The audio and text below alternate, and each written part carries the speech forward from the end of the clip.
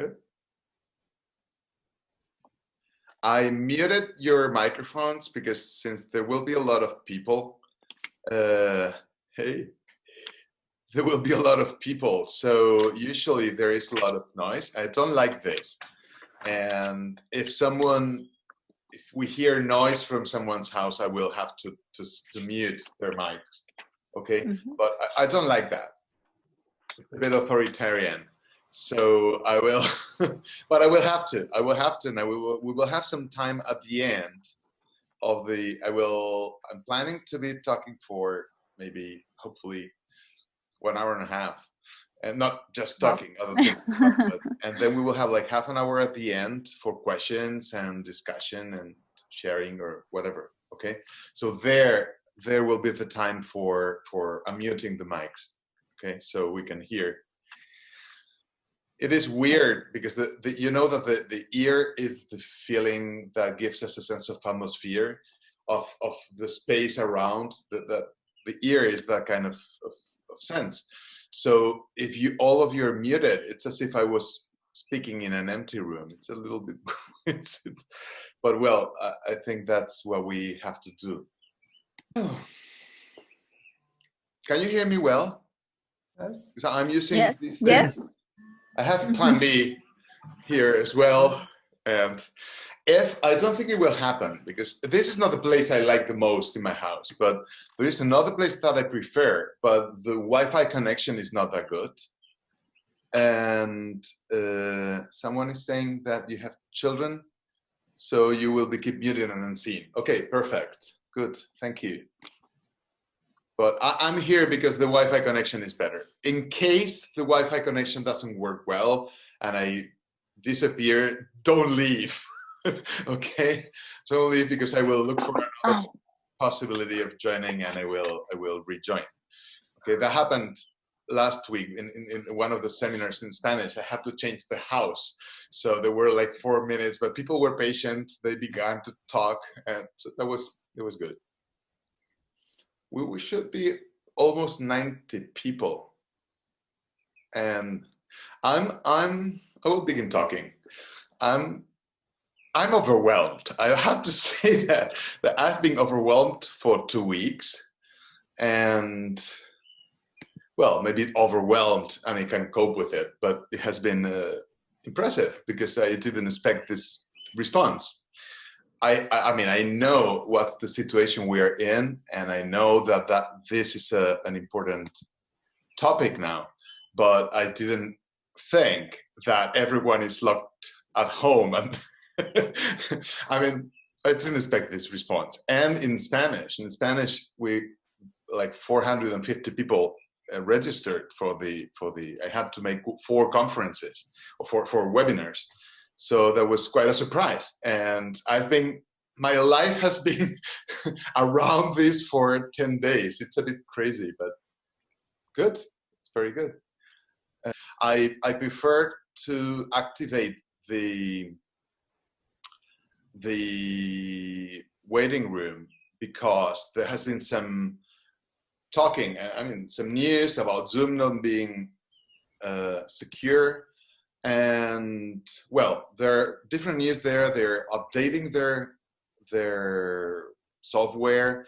I made sure, I thought I was pretty sure that this would not be unsafe for anyone. And also one of the measures so that you don't have anyone entering and saying, hello, here's something ugly, is that you activate the waiting room. The bad part of that is that they have to keep clicking on it and reading the names. But okay, good. So may we begin? Would that be okay?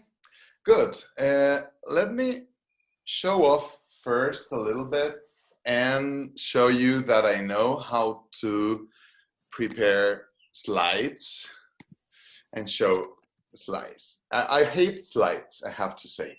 I don't like them very much. And when I teach in college and university, where is this thing here? I'm one of the few lecturers that do not use slides. Okay, can you see this? Yes. Yes, thank you. Yes. And yes. Did it change? Is Yes, it changing? changed. Yes. Okay, good. Thank you very much.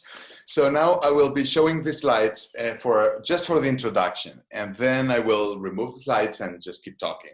Okay. So first, thank you very much. I know that. Oh, here now I can do it. Yes. Good. Okay.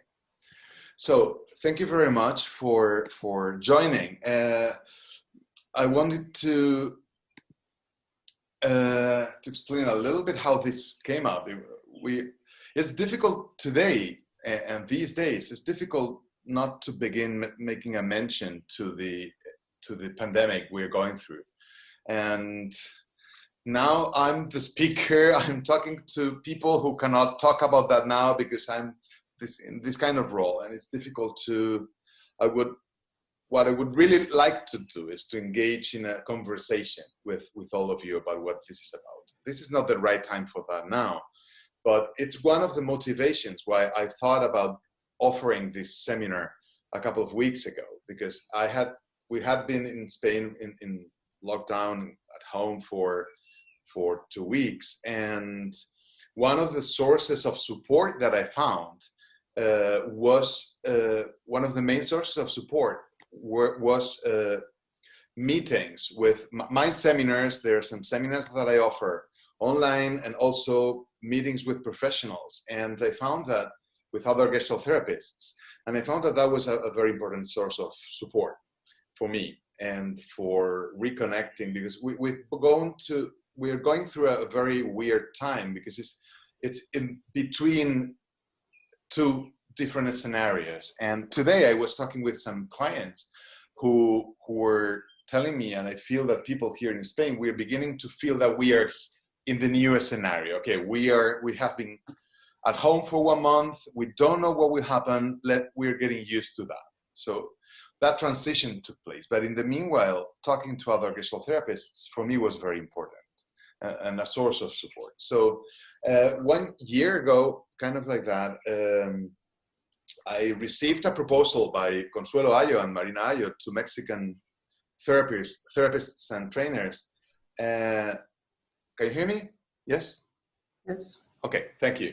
They have an institute called Instituto Procesos Humanos y Gestalt, and Consuelo asked me to offer a webinar in their institute, and she suggested that I did talk about this because I've had an experience. I will tell you briefly my background, but part of my background is that I am a computer scientist. So I've been working with computers for very long before I was a therapist. And that was very interesting, and I accepted. And 2 weeks ago, I was thinking, whoa, I have this experience and I prepared that seminar. Why shouldn't I offer it again? So I thought that I could maybe have 40 people or something like that. And then I found out that there were hundreds of people interested in this. So that's part of the story. So we had a meeting in the New York Institute of Gestalt Therapy a few weeks ago, and one of our colleagues mentioned a book called Alone Together, which is a book about how we are together in this society, but with the eruption of all the connections with using iPhones and all these technological things, how we are alone in a way. So he was mentioning that, and there in that meeting we thought, and I thought as well, that an interesting thing about the moment we're in now is exactly the opposite. It's like we are alone, we're together alone. We're alone at home in very many ways, but at the same time the technology is helping us being together. So we're like seeing the other face of the coin in a way. So one of the first things I want to mention, because maybe it's something that you've felt, those of you who are here today, is I've heard this sentence very often: it's not the same. When we are talking about online therapy, many people say it's not the same. And I have some news for you, which is it's not the same. That's true. This is not the same. Okay, it's different. And the fact that it's different doesn't necessarily mean that it's worse or that it's useless. I mean, it's different, but we have to use, do you remember creative adjustment? That's the term we love so much, Gestalt therapists.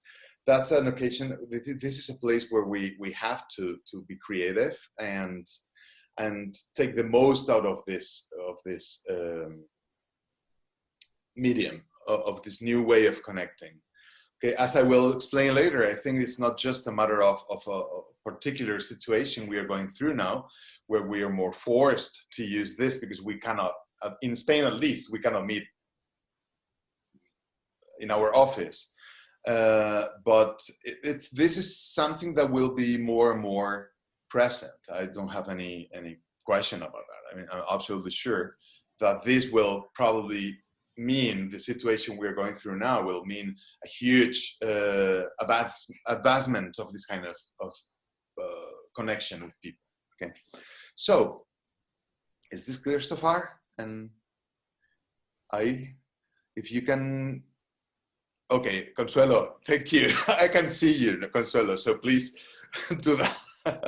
Okay, just now a few, well, my credentials. In a way, my first studies were, I had a PhD in computer science because I studied computer science. And then at some point I began to study, to practice, well, to receive and to be trained in Gestalt therapy for personal reasons. And then I realized that I liked being a psychotherapist much more than being a professor in the School of Computer Science. So why is this? I mean, many people here have this kind of story. I know that because then I studied psychology, so I'm a psychologist as well. But the thing is that since I began working as a Gestalt therapist, I've been very much connected to the world of the internet in therapy. And also part of my work, here you can see Gestalt.net. This is a website, a very big website in Spanish that me and other colleagues created 11 years ago. And it's a platform for sharing stuff, announcements. Also there are like 400 articles. I mean, it's a big thing. So we've had a very long experience, and I've been also working with online therapy for very long because I was very used to this kind of situation. Well, this is the places where I train. And I live in Valencia, which is in Spain, okay? And I teach in this university. That's not that interesting. In terms of my training as a therapist, wait a second, have to let someone get in. Okay. In terms of my training as a therapist, so that you have my coordinates, I'm a psychologist and a psychotherapist. I would place myself in the world of experiential and humanistic therapies, in case someone here is not a Gestalt therapy, I'm in that area, let's put it that way, then I'm a Gestalt therapist. And in particular, my particular training has been in the approach that you can find in the New York Institute. I was trained by Jean-Marie Robin in the French Institute of Gestalt Therapy, the FGD. That's my kind of thing. So I work very much in terms of my way of thinking. Gestalt therapy has to do with theory of self, field theory, relational Gestalt therapy, that kind of thing. So I will today we'll be discussing some things that I think are general for everyone, for human beings, some other things that are specific for psychotherapists, some other things for experiential psychotherapists, some other things for Gestalt therapists, and some things have to do with, some topics have to do with relational Gestalt therapy in particular. Okay, so that's my position. Okay, is that clear? Mm-hmm. Yes. Okay. So, yes. Okay. Let me. Well, okay. I will keep talking, and then I will remove this thing. Good. So let me first. I would like to talk about how broad this subject is, because this is just a 2-hour seminar. I mean, this began as something that it was small for sharing with colleagues and okay, but the topic has many aspects. Okay, in fact, I'm preparing with another colleague from Canada. We're preparing a longer training program with 14 hours, I think, so that people will enter, talk about the specific things that I won't talk about today, and there will be practices and sharing and this kind of thing. So you will probably receive the information at some point. But today, let me go through some important things very fast, and I will tell you what I would like to focus on. One thing which I think is crucial is the ethical kind of things. The ethical issues are very, in my opinion, are very important. Of course, they're important in our practice in general, but they are important as well as, excuse me, here. Something that I want to emphasize is that there are some specific issues that we have to address. There are things that have to do with the quality of the service that we can offer. We have to think, and in particular as Gestalt therapists, we have to think of what is the quality and what are the possibilities of what we can offer. I've seen many announcements for years of advertising of therapists, not Gestalt therapists usually, but saying, okay, online therapy is something cheap, fast, and will solve all your problems. And I don't think that's an ethical attitude. So that's part of the thing. Also, there are some ethical codes that we have to follow. I know that there are many countries where, and I know that, for instance, in the European Association of Gestalt Therapy, they are working on an ethical code that is specific for online therapy as well. So there are many ethical things and norms that we have to take into account. That includes legal things, because there are things about accreditation, whether you can be, what kind of accreditation you need. This changes very much in different countries. What kind of, how can you protect the data? Because it's not the same thing as when you're working in your office. What about informed consents? What about confidentiality? There are important things that have to do with this. This is not what I will be talking about today. Okay, this is like very specific, and very often it's local to different regulations in different countries. There are also some technical things. What are the applications we can use? We were crazy with Zoom, but 2 weeks ago, Zoom had a peak of success, and then they had attacks, and now it's like, is Zoom good or not? Okay, there are many ways of connecting. There are many applications. There are also hardware things. What's the camera I should use? Can I use a big screen? Can I use this kind of, okay, all these kind of technical things are very important. Can I record? Should I encrypt the data? Okay, all these things. There are also scenic issues. For instance, I don't like this place because I don't like to have books there for this, but then I took this beautiful Kentia and I put it here so it looks different. I'm here because I have a good light. Okay, these kind of things. So you have to, I have space to move. Okay, so there are, when you work with, we'll talk about this a bit more later, that you need some kind of scenic conditions. So we need also information about that. What is the good lighting? What happens if you're looking at if you're going like this and you're talking with your client and you have this angle? Okay, that's another kind of thing that I won't be talking about that much. What I do want to talk about, because I think that when Gestalt therapists, at least the ones I know, when they say it's not the same, and we begin to feel the reluctancy to work online, I think that we are more concerned. I mean, of course, maybe we are scared because we don't know how to use Zoom. That's, of course, that happens. But I think that the most important thing, and what we have to turn into a community discussion, is how to be a Gestalt therapy through the internet. How can we, for instance, keep our methodological issues, our methodology, our approach? I think that is very important. If you take a look to the advertising, at least in Spain, and I think in the US as well, and in the UK, I don't know other countries, but in the last few years, not few, maybe even 10 years, I've seen a lot of advertising of online therapy, but most of it was CBT, was cognitive behavioral, okay? I don't know if that is true everywhere, but in Spain, at least, I can say that it was like that. And I think that has to do with many reasons. One of them is that there are many more CBT therapists than there are Gestalt therapists in general. But also the methodology of Gestalt, of CBT, is cognitive and it's behavioral.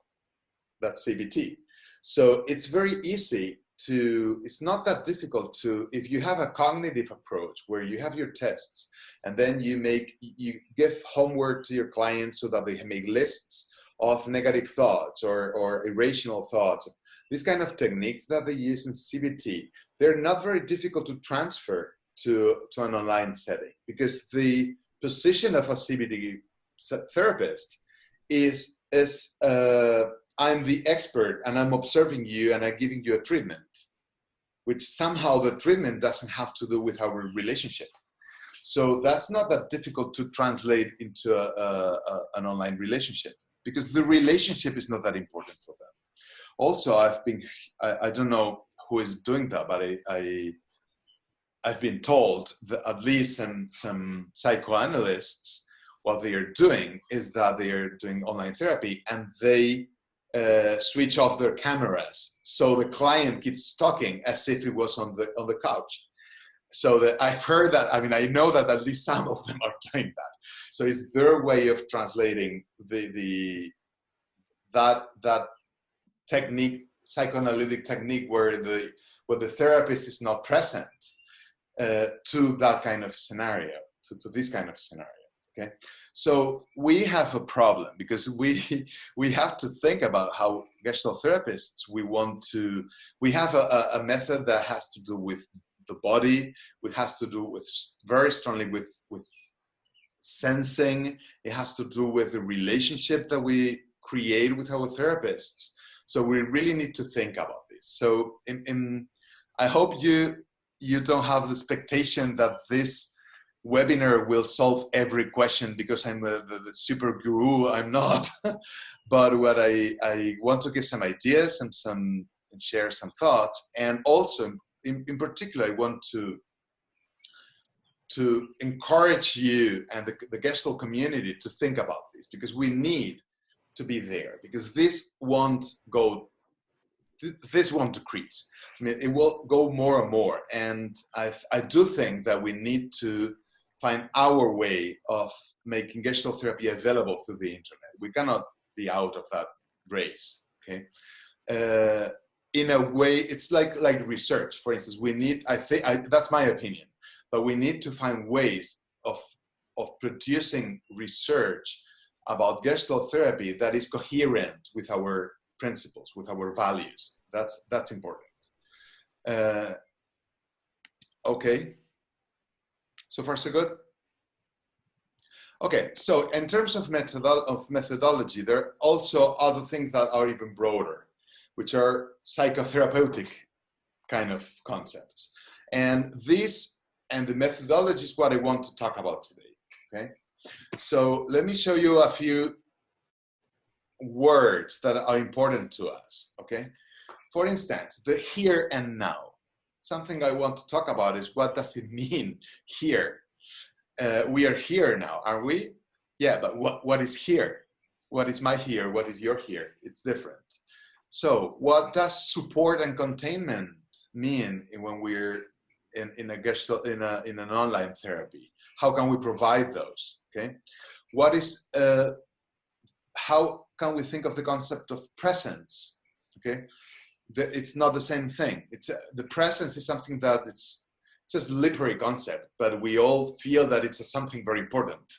Maybe we're not very good at defining it sometimes, but it's something very important. So how does it translate to this context? What about the relationship and the therapeutic process in our way of understanding it? What is the same and what is different? What about the embodiment and the movement of the body? What happens with that when we're here? And something connected to that, the sensoriality, that is very important for us as well. So how does it change when we work through internet? What about our techniques? And as I was saying before, when I was talking about the ethical issues, what about the boundaries? What are the boundaries for us? What are the boundaries of the limitations of what we can do if we work online? Okay. So this is like the menu for today's lunch or breakfast or whatever time you have in your home. Okay. How is that? I'm stopping the sharing. Okay. So, could you follow what I was saying? Yes. Yes? Is the menu interesting to you? Can we begin with that? Okay, good. Good. Okay, so I think it will be, talking for an hour. The good thing is that I won't make a break. I mean, probably I would, in another context, I would have made maybe a longer thing, but with a break in the middle. But I don't think we're too many here to make a break. So if you need to make a break, just make it break yourself. Okay, you will receive a recording of this at the end. So you can see what you skipped, okay? And I don't know if you received a video of someone in the US, I think, who went to the toilet and brought their laptop with. So don't do that, okay? Just be careful, don't do that, and we will be okay. Okay? So, good. Well, the first thing to talk about is, I think, the here and now. Because the here and now is something so important for Gestalt therapists. Okay, I'm aware that I don't really know your different backgrounds. I mean, we're a lot of people here, and I don't know where you were trained. What's the specific approach? I'm understanding that everyone here is a Gestalt therapist. Okay, but there are different points of view of that. But I think that the here and now is something that we all cherish.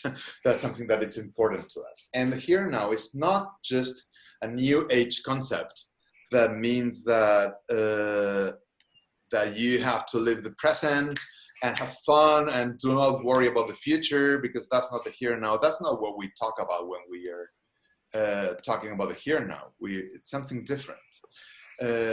For Gestalt therapists, the here and now is a methodological attitude. For instance, when we are wait a second, because I need to do something. Yes, when we talk about the here and now, what we mean is that, for instance, if a client is telling me a story, my attention is not only on the story. I mean, I also have an attention of what is happening here and now, what is happening exactly now, and what's the tone of the voice, why did the client choose to tell me this particular story to me with these words, etc. So when we think about the here and now, we were using it as a technique in a way. Okay, so what happens, however, in the virtual space?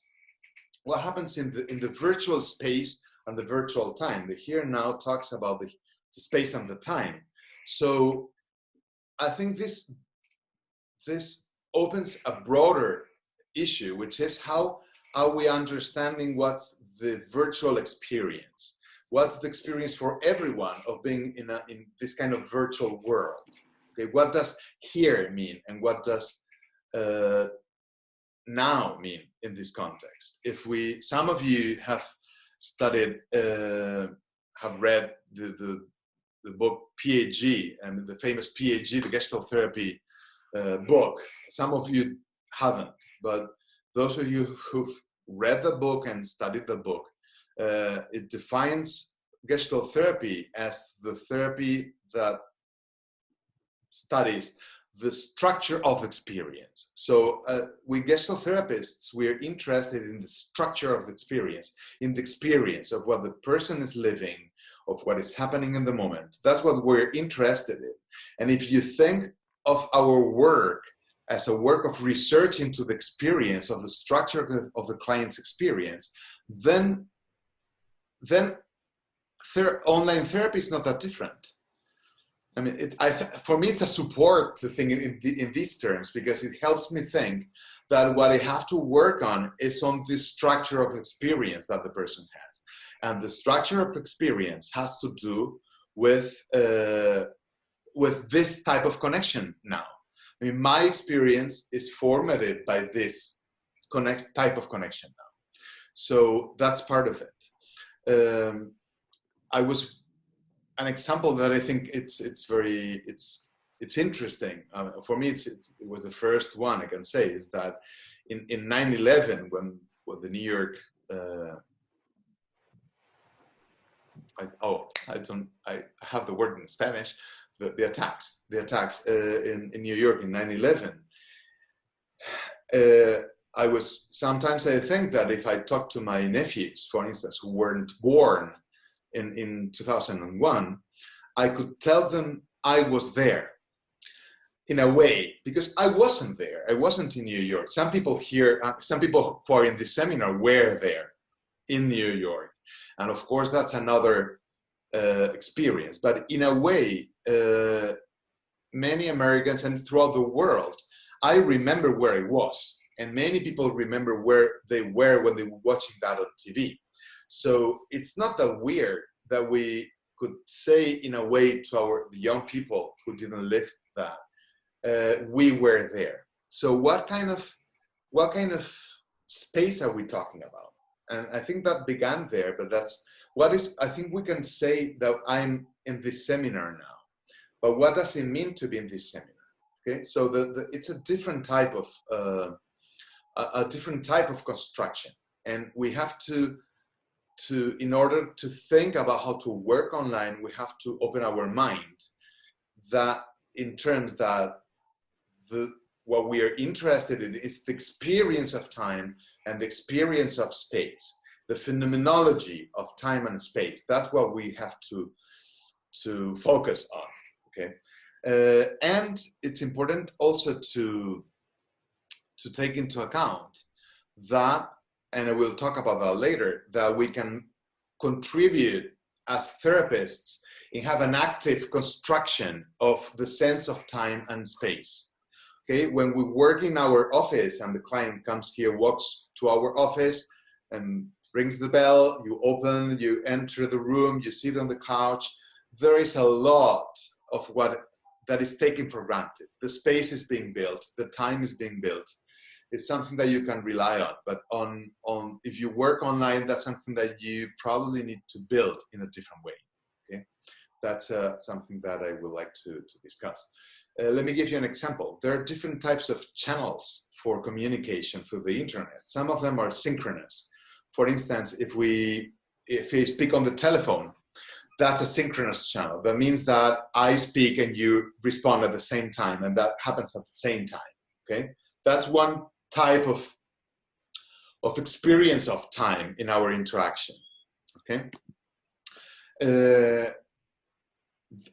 For instance, many of you may not be aware that young people now have another important synchronous channel, which are video games. There are video games where many people can play at the same time. They don't know each other, but they are interacting. So all these kinds of virtual worlds are also a synchronous channel where things happen at the same time. So that provides some particular sense of time. Then there are asynchronous channels, like your website. You write something, and people will read what you've written later, maybe, or Facebook. Okay, that's another type of communication. And for instance, now we have mixed channels. Mixed, and I think the most important example, or at least in Spain, and I guess it's the same everywhere, is WhatsApp. Because WhatsApp can be a synchronous channel, because I write and you reply, and I write and you reply, and we do that. Or I write and you will reply tomorrow. Okay? So this is a new type of communication that we didn't have when we were children. When I was a child, I didn't have that. I either watched the TV, read the newspaper, or spoke on the telephone. See that is interesting, because that produces a different sense of time. For instance, I remember perfectly well the first time I had a conversation with a client. She was explaining an argument she had with her boyfriend. And she was like, oh, because he said that, and I felt so offended, and I was like, oh, yes. And what was his expression in his face? And she said, I don't know. Like, you don't know? What do you mean? No, it wasn't WhatsApp. It's like, oh, what is WhatsApp? I remember that first time a client said that. And I was so shocked to think, it's like, you've been having an argument about this with your boyfriend and you didn't see his face? Okay, but it's even more than that. Because when I explore that, and that has happened very often after that time, I mean, I'm talking about maybe 8 years ago. Now, something that happens as well is that someone tells you, I'm having an argument with my boyfriend. And it turns out that the argument was through WhatsApp, and it lasted 2 days. Because I sent him a message, 2 hours later, he replied, 3 hours later, I replied. And it turns out that episode that the person is explaining as one single unit, okay, this conversation, you could imagine that it took place it was like 2 hours long, and it turned out to be 2 days, okay? So there is a very different sense of time going on, okay? So that's something that we have to take into account, that we need to navigate through that. And it's unavoidable. I mean, we are, even if we don't like to do online therapy, we are there. I mean, it's there. Unless you only want to have clients who do not use the internet or their mobile phones.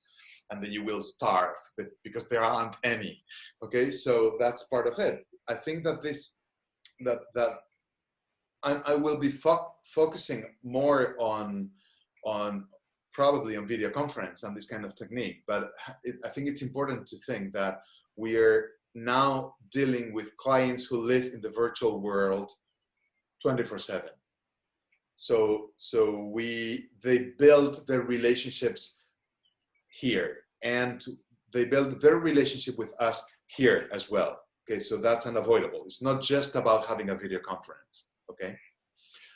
They find romantic partners as well through the internet, okay? Yes. So, good. Let's see. How can we intervene? Let me give you some examples, because I think I will, throughout this chat, I will be opening like theoretical concepts that I think are important, like space and time, here and now. What do we do with that? And then let's try to see how I like the theory, but I also like the practice. So I think that it's important to go back, in particular in this time where things are changing so fast. If we want to be creative and adjust, I think we do need to go back to our foundations and review why we're doing this in this way. Why are we doing it? Because if we cannot use this technique, for instance, let's remember why we're using it, and then we will be able to develop something that is new. Okay, so I will be doing that, like talking about some theoretical thing and then going to how we can apply that online, okay? Hope that helps. What about space and time? For instance, one intervention that has to do with time would be in, for instance, I could tell you that here I'm in Spain, and this is the time now is 3:40 p.m. So I had lunch, I had a siesta before this because I wanted to be fresh, and we have 1 hour 40 minutes left. Okay, that has to do with our time, and for instance, something that can also help create for you a different sense of time with me here is also to know not only that we have 1 hour and 20 minutes left, but when this ends and when I click on the finish button and then we disappear, there will be different ways in which you can contact me. You have my website, you have, I will probably be offering a longer workshop when we can meet. Those of you who would like to meet to discuss more and have a longer and go deeper into these issues will be able to contact me, okay? And besides my advertising, which is, but what I think it is interesting is that for our perception of time, something that is crucial is what will happen next. My clients in the last week are telling me that they have a distorted, and it's the same thing for me. I have a kind of distorted sense of time because we don't know what will happen next. We don't know how the pandemic will go. We will go back to work. We don't know what will happen with our jobs, and etc. So that lack of information about the next distorts our sense of time. So this is very important when we work with our clients, because it's, for instance, something that is very important in online therapy is to be clear and explicit about when we will meet. Okay, we will be meeting next week at that time. Here you have the Zoom link, for instance, so that we can meet there. In the meantime, if we're meeting in 2 weeks, for instance, in the meantime, you can reach me this way. I will talk about using WhatsApp or these kind of things later. But for instance, knowing that if you're my therapist and we're finishing now, you disappear from my computer, there are ways in the future where I can catch up with you, okay? And that makes a different sense of time in the relationship. Okay? I think that is an important thing. Because if not, if there is not a clear sense of what is next, we face people with a sense of hole, emptiness, okay, of a nothing. This is empty, and what will come from this? Okay, that's an important thing. Another kind of intervention has to do with space. For instance, I can tell you that I'm in Valencia. Valencia is a city in Spain, which is the Mediterranean Sea. It's kind of 20 kilometers away from home. From where I live, I'm at home now. I have an office here as well with bad Wi-Fi, and another one in the city. The weather today is kind of sunny, but it was raining a lot yesterday, and that's not that common here. So we spent a weird day yesterday seeing how it rains, which is not the case usually. But today it's a pretty nice day, very silent. The temperature is pretty nice. Spring is beginning. Okay, see what I'm doing? That helps creating a different sense of space. Okay, because you have to locate me. Your brain will do that in a way. It's like you see this, you've never seen, some of you know me and you've seen me before, but those of you who haven't, this is just a guy that is speaking on my screen. If I begin to give you other information, then you can begin to have a more 3D sense of myself. Okay, part of the work that we can do online is to counteract the sense of 2D-ness that we are in 2 dimensions. I can try to enrich that so you can feel how I am a 3D person. Okay, something that I can do as well is, for instance, to show you where I am. This is my library. This is my home. I live. I'm lucky. I'm in a a house with a garden, which is not that common in Spain, and that's making my life pretty okay. This is okay. That's my wife taking a nap. And okay, so this is my house. Okay, these are my books. This is my plant. Okay, see how your experience changes as well. When you, at the beginning, you could only see that. That's everything you knew about me was this. And now you have more information. You know where I am. Okay, that's some kind of intervention that we can do. There are more creative and how to say, more specific interventions about the sense of space. And let me tell you an example that I like very much, that I was also explaining to people in Spanish last week. I have a client. Because at the beginning, many years ago, I was also reluctant to work online, and my first criterion was that I would only work with people who I'm seeing live. I mean, like occasionally we can have online. That was the beginning. Then I had some clients who went to live abroad, so there was no other option. And then I began to receive requests of people who could not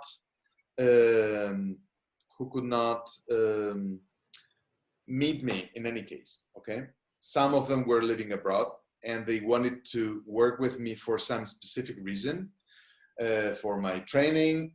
I work very much with musicians and actors, because I like very much to work on stage fright. That's one of my areas of interest. So I have many clients who are musicians, who work in orchestras in Europe, Spanish musicians. So I have many clients whom I haven't met in person ever.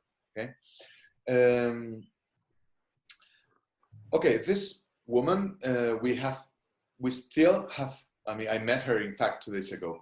I mean, she lives in the other side of the Atlantic in an American country. And she, at some point, we've been meeting for almost 5 years, I think. And we've never met in person.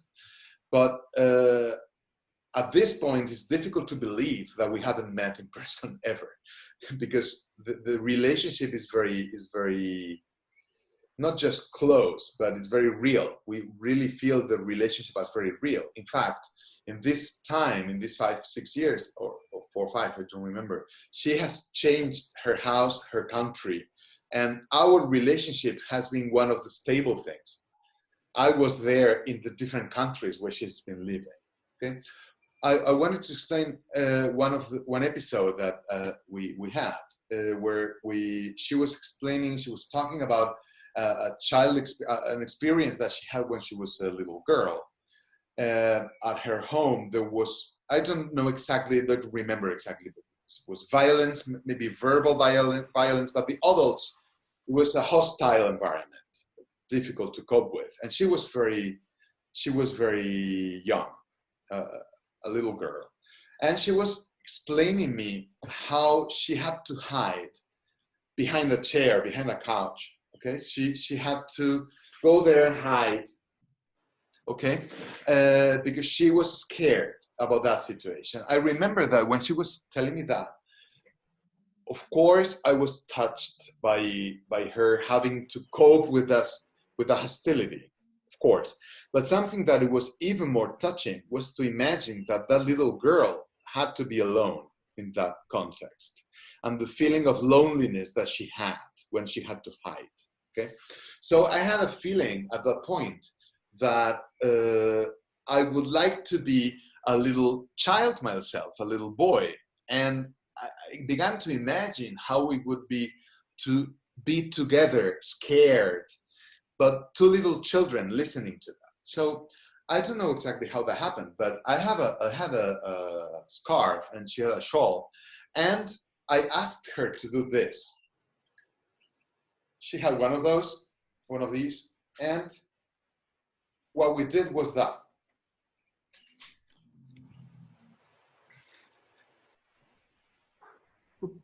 Hi. Imagine what happens if she has another shawl, the feeling was that we were inside of a tent. It was like that. So it was absolutely, oh, come on. The intimacy that we had when we did this was impressive, because we had the feeling that we had built a space that was ours, that this was our space, that we were two little children here talking about the adults being stupid outside, okay? And this was our time. We could even touch ourselves. See the feeling. Imagine that you're there. It's as if we could talk, and also I can go like this and talk like this and remember, oh, see what is happening. How are you feeling? Okay? Do you see what? So, did you get the feeling of that? Yeah. And I'm giving you this example because I think it's important that we are Gestalt therapists, we're creative. So let's not be restricted or constrained by the space. We can work with the space, and we want to create spaces. And I asked this client last 2 weeks ago, I asked her for her permission to share this moment. And she of course she agreed, and she was happy that I was, and she told me that tears came to her eyes again when she thought about that session, because it was really, really, really touching. Okay, it was very important for her, and for me. I mean, for our relationship, it was really like we can create our own space. It was a very beautiful thing. Also, in a moment where she was feeling quite isolated in her situation, in the situation he was living in a different country.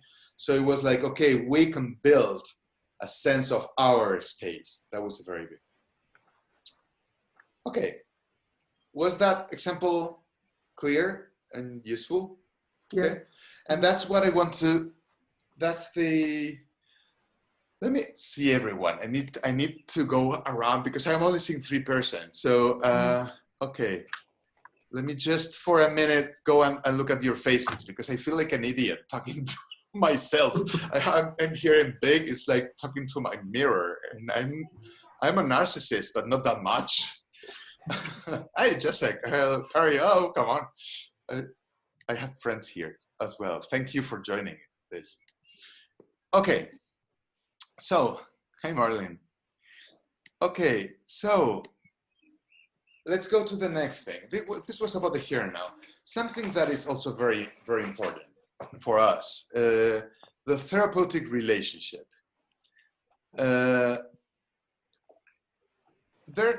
Let me focus on two things that are very important for us. When we build I feel much more comfortable. Now I'm seeing all of you. It's much, much better. I think I will keep it like that, but it just feels much better to see everyone there. Okay, I will do that. Okay, yeah, much better. Okay, I have some feedback. I mean, feedback is important. So I see your faces and you go like that, and that's important. So that and has to do with the presence. I mean, if what I was doing before, I was with this thing where I don't see the faces, I just see myself. And my feeling of presence is like fragile. Am I being present to you? How can I know? Because my presence has to do with there is a famous sentence that I've heard. It's like, I see you seeing me. I need to see that you are seeing me. And we build the presence as something that is co-built. Okay, so something that it's important, I think, for the therapeutic relationship online has to do with the presence and the feeling of trust. How we feel, how we build, in particular with someone with whom you won't meet. I mean, it's a relationship that is purely online. Okay, because we cannot trust on the solid and the physicality of it. So how can we build something that feels as solid? For instance, I think that one important thing for me has to do with the abrupt transitions that we have through the internet. If now I click on the stop button, then this here that we are sharing now will vanish.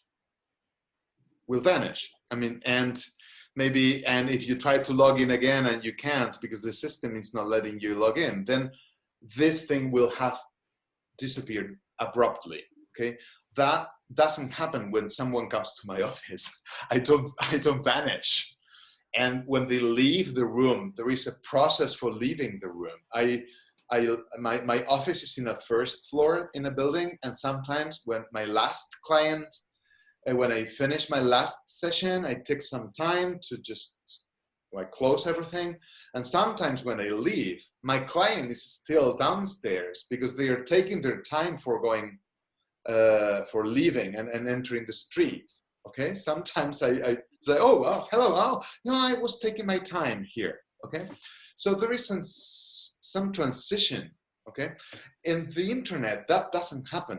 We can kill the relationship immediately. We can kill the presence just like that. So that's something that we have to take into account, because that for some people that's okay, but for some other people, that an abrupt ending of a communication can trigger deep feelings of abandonment, of the other not being present, of the other disappearing. Okay, I've had many clients that we found out at the beginning when I began working in online therapy. It was like, okay, good. So we're running out of time. We are meeting in a couple of weeks. Goodbye. Tack. And then I clicked on the button. And with some clients, they began to tell me, I mean, David, that's awful. I felt so bad. Okay, because the feeling is that I just disappeared. Okay, so that's something that can be very interesting, because with some clients, I've had the experience that we worked, that was an issue in their lives in general, not online. So the online relationship was triggering that. So for instance, we've been working with some clients with preparing the withdrawal. How are we going to separate? For instance, how can we do it? Would you prefer that today I had a session with someone who told me, David, I would like to click on the button today. That I want to be the one that clicks on the button and shuts the communication. With some other client, I remember breathing, saying, okay, let's breathe together 3 times, for instance, and then let's let ourselves feel the release of the air. So we breathe, we exhalate, we do it again, we breathe out, we breathe in, and the 3rd time, let's breathe out everything and go.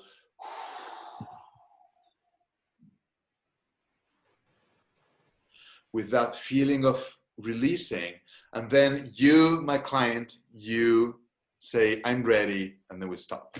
Okay, that's something that we probably don't need to do when we are in an office, in a physical office, not that much. Okay, but here that's something that it's important. Was that a clear example? Hope so. Yes. Okay. Something on the technical level, something that is very important as well in order to prevent abrupt transitions and emptiness, is that we have a plan B. It's like we have to talk with our clients. I told you, if you remember, before beginning, I told you, if my internet connection drops, don't leave, because I will look for some other way of connecting and I will re-enter this. So that was my plan B for you.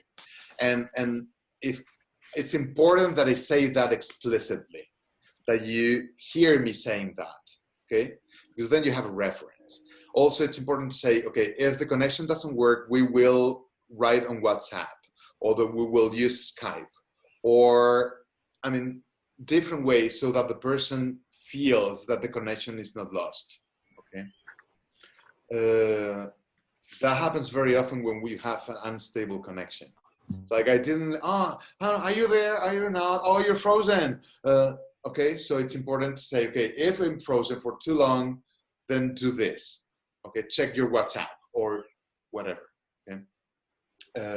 Many people do not know that, and maybe all of you do know, but many people don't know that you can use your mobile phone as a secondary Wi-Fi. That if, for instance, with an iPhone, you can create a Wi-Fi through the phone, so that you can use your computer to connect here. So you have two different Wi-Fi connections. So if one of them, and many clients don't know that, so you may need to explain that, okay? That they can have two different sources of connection so that they can connect in different ways, okay? I think that's important on psychological terms, is that we know that the connection won't be lost. Something that it's also important is what happens between the sessions, because our clients who meet us in our offices, they know that there is a physical place. They know that if something happens, they could come to our office and knock on the door and say, "I need to talk to David," and wait until I'm free. I mean, there is a way of reconnecting in a way. And there is also the physicality of it that gives a sense of reliability. That is there. But if we are meeting online, that's not that clear. So we probably need to provide a way of some continuity of the person needs to know that they can contact you between the sessions somehow. And that it's a tricky thing. And I don't want to give any general rule, because I think that depends very much on every therapist and their life conditions and their boundaries and everything. But let me give you an example with WhatsApp, for instance. Some people use WhatsApp and they give their telephone numbers to the clients. I do, with some conditions, because there are some drawbacks for that. One of them is, what are my boundaries?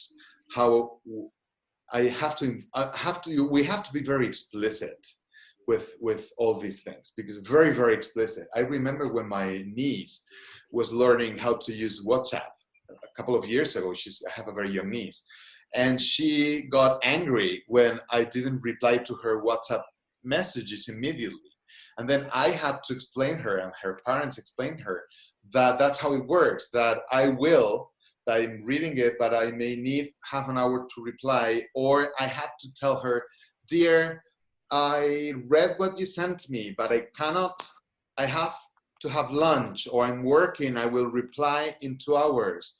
Okay, so that she could have that feeling. Somehow we have to do that with our clients as well, when we're using that, and tell them what our boundary says, because another problem is, what are the expectations that they have? Do they have, if they can use our WhatsApp, what do they expect? And remember what I was explaining about the times in WhatsApp. It's like, one of the expectations is what they usually expect us to reply with some time frame.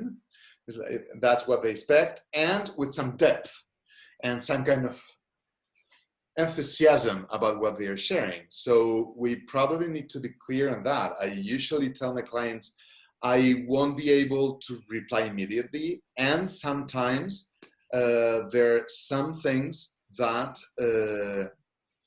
we cannot discuss through WhatsApp. This is not appropriate. And if I'm not responding, or I'm giving you a very short response, it's because this is not appropriate. For WhatsApp, we need to talk about this in a session. Okay, so it's very important to provide some boundaries that you're comfortable with and your client knows very well. Okay. Also, something important if you use WhatsApp is that the channel, it's very sensorily reduced. If you rely on text, we know that. I mean, that's something that's been talked about, that it's very important sometimes that you use emojis, and I sometimes send voice messages to my clients, because, as I will discuss later, the internet is a fertile space for projection, because you don't have all the information. So people will be projecting what you mean. I write, "Okay, good to know."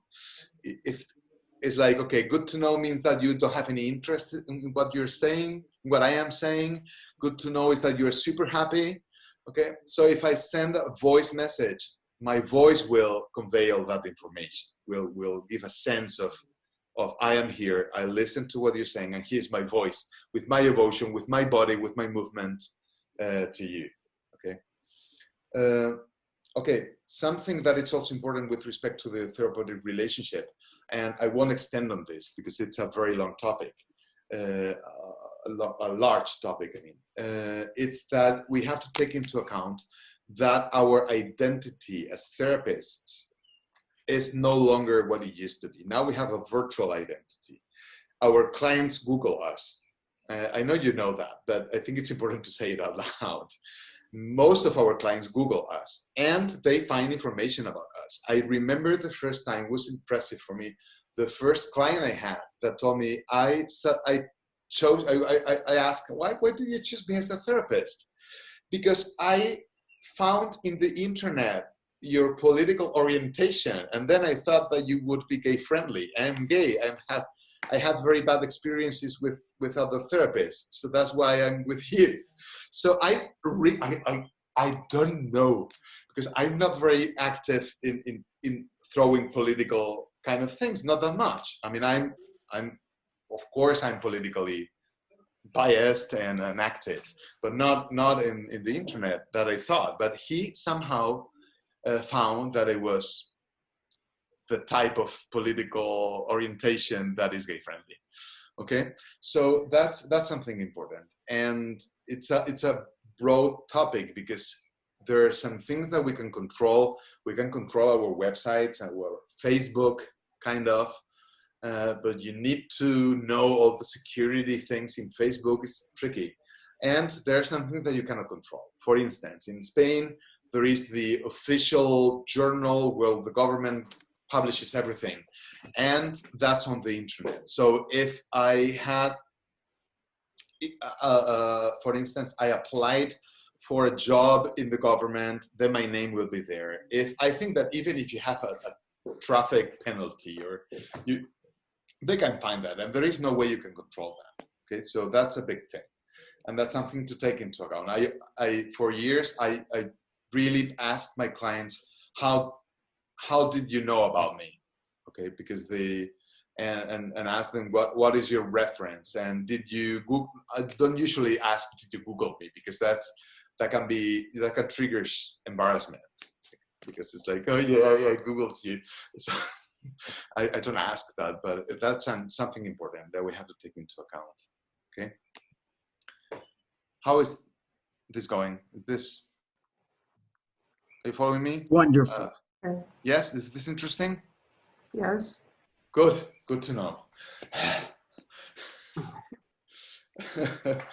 I was telling a friend this morning. David, would you make, I know there are a lot of us online, and I imagine we all have a myriad questions, but I wondered if we were able to put some of them in the chat section, would that be an option? I know you're not going to get through 1,001. Yeah, that's an option that I've tried in the other seminars I did. But the problem is that then people say, hello, I'm from this country, and then it's difficult to me to find the questions.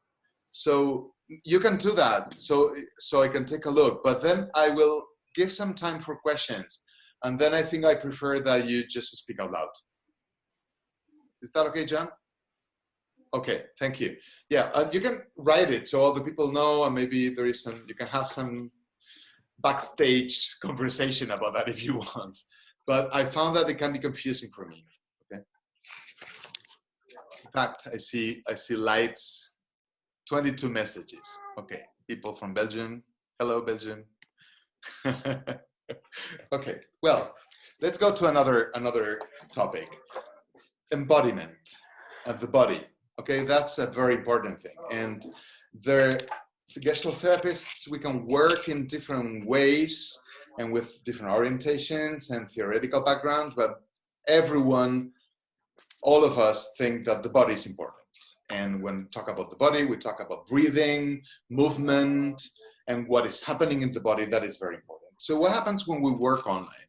I think that when we work online, we have to be careful with one problem, is that the online video conference, for instance. Hey, David, sorry, there's a lot of background noise. I'm wondering if people could mute themselves again. Yes, I think that someone, I'm going to use my authority. Thank now you. Everyone is muted. The dictator of okay. What I was saying is that I think that this medium makes it very easy for us to stay in a cognitive plane. I mean, when we talk through the internet, all the image, the stillness, we tend, I think that there is a tendency that we all fall into, which is that we enter the cognitive area very easily, and the narration and the personality function, if you speak in terms of theory of self. So we have to counteract that, because when we are in our office, you see more of your client. So you see the client's hands, and then maybe that helps you realize that something is happening in her hands. But here, if the client is like this, and I had an argument with my girlfriend, and then it's very easy that you can only hear the contents. Okay, so we have to be very active in mobilizing, in giving shape to what is nonverbal, to what is non-cognitive. Okay, some of us are trained in Rella Frank's, hello Rella Frank, DSP. It's developmental somatic psychotherapy. That's an approach where it helps you become more sensitive to the kinesthetic resonances and the movement of your body. It's not about just making big movements, but also to develop your skills with that. And I think that whether you do it with TSP or in another way, it is very important for our training as Gestalt therapists that we train our perception. Okay, perception of the body, and we train our skills in hearing. I will talk about that later, because I will talk about sensoriality. Okay, but that's something that in general we have to do. Let me talk about movement and body first, and then about other senses a bit later. For instance,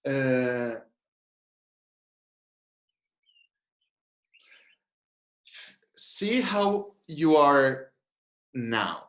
How is your body? Feel your body. Feel how you're breathing right now. Don't change anything. Okay. See if your body is changing the position because you are adapting to the computer, for instance, and not the computer is not adapting to you, but you are adapting to the computer. And check if there is some part of your body that has been still for almost an hour now, or an hour 15. Okay, that's something that happens. It's very easy that the computer, the camera, this is something fixed, and then I will adapt my body to that. So I will lose a sense of my own body. Okay, that's something that we have to be careful with, because we very easily can be constrained with that. When I realized that when I said that, some of you were like, yeah, yeah, I think like this for half an hour. Okay, so it's very important. First thing, that we are particularly aware of how we are in our chair, the position, the breathing, my feet, in a continuous checking of how I am. Okay, because this situation distorts our physical perception. That's one important thing. Something that is important as well is that the client doesn't know anything about our body. For instance, some of you do not know me, most of you do not know me in person, have never seen me in person, and what you know about me is basically this, okay? See how your perception of myself changes slightly when I go like this. This is me. I am about 6 feet tall, that's 1.82 meters. I'm like that. Can you see? I'm wearing my boots today. Okay. See how I walk.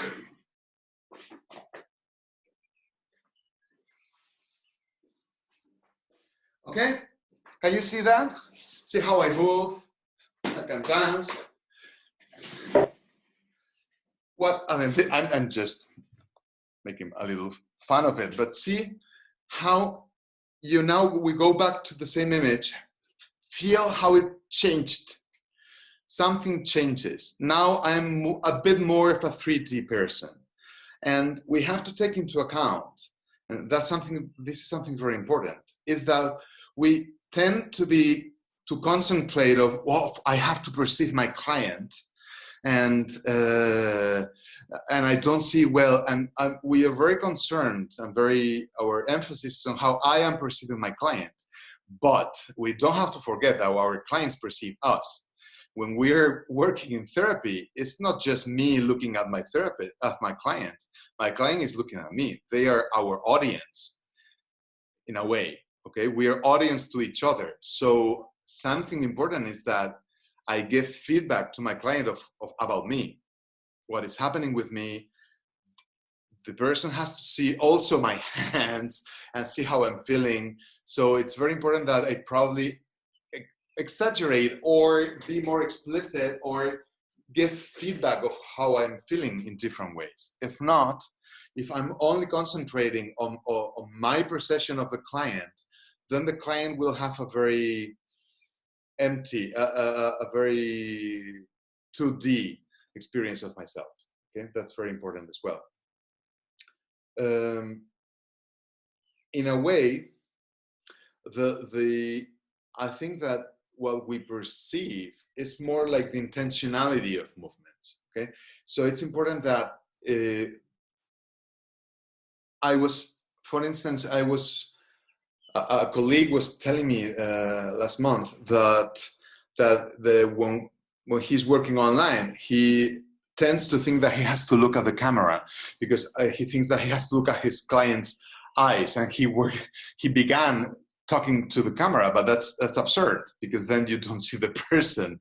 So and he thought that would make the client feel better, but that's not exactly how it works, because we perceive the intentionality of the movement, how our movement is focused towards us or not.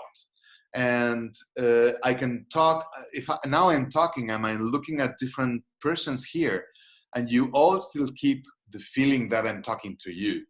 Okay, it's not, I could be, for instance, if suddenly I have a WhatsApp in my screen, I begin reading the WhatsApp, then you will, even if I'm looking at the same point of the screen, the feeling is different because I'm not reaching you, I'm reaching something different. Okay, so it's important to take that into account. It's like how we are expressing an intention of meeting. Okay,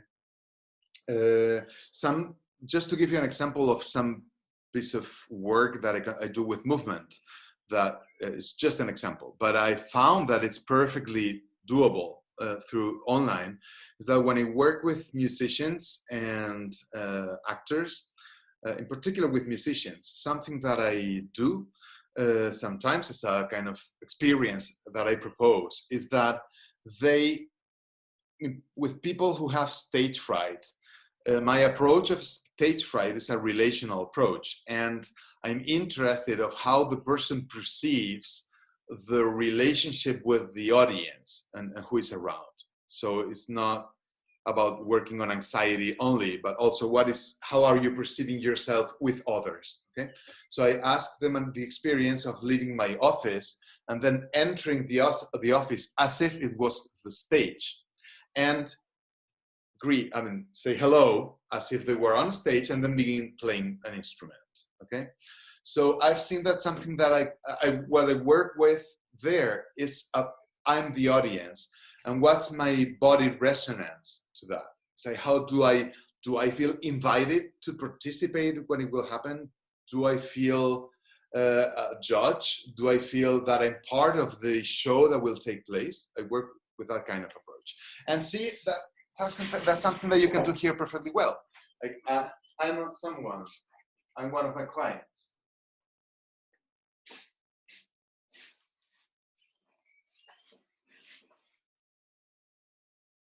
Or I'm another client.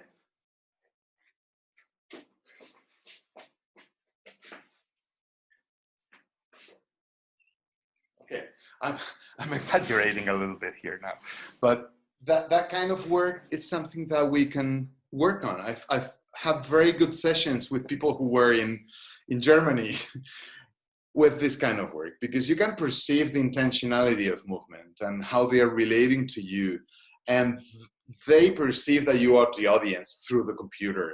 So that works well, okay? This is just an example, okay? My invitation is that we don't let ourselves be constrained, bodily constrained by this context. That's the main thing I would like to emphasize. I do think that we have to be creative and share different ways of working in the community if we want this to grow. Okay.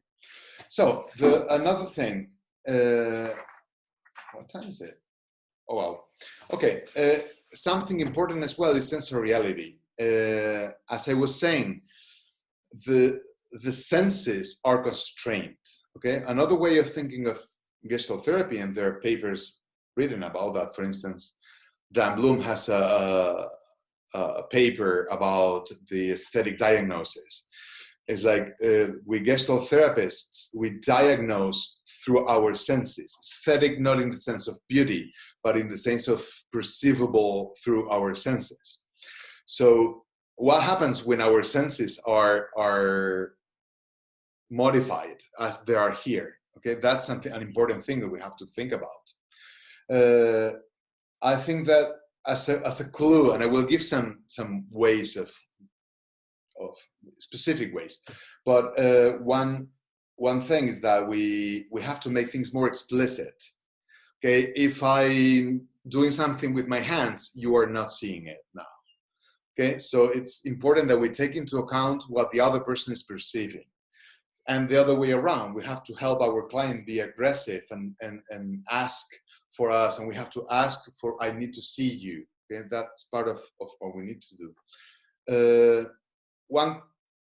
For instance, something that I find very interesting is to use the voice more.